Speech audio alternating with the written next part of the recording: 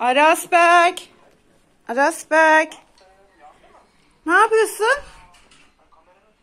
Sen ne yapıyorsun? Süt. Süt. Ne yapıyorsun sütü?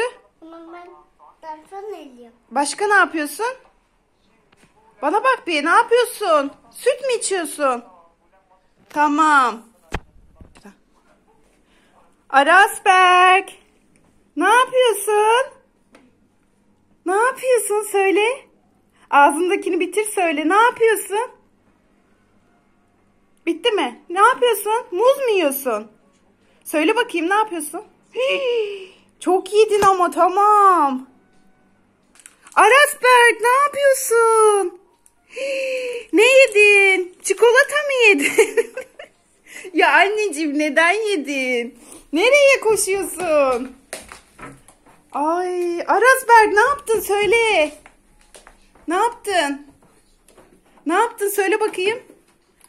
Çikolata mı yedin? Tamam, afiyet olsun. Arasberk, ne yapıyorsun?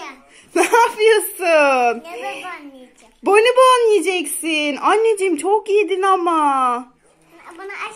Bir sürü şey karıştırdın ama sen. Elim gözümde. Tamam, al bugün bakalım bunu. Hii, ne yiyorsun? Merhaba.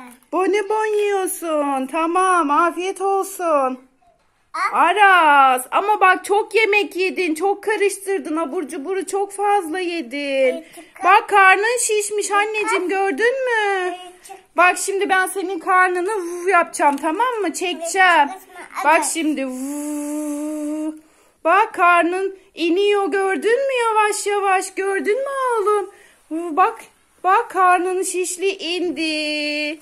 Evet, iyileştin mi? Artık ıvır zıvır yemeyelim çok fazla, tamam mı? Abur cubur yemek yok artık, tamam mı? Yemeyeyim. Tamam, çok yemek yok. Görüşürüz. Aç bakalım. Görüşürüz, bay bay de. Görüşürüz. Bay bay.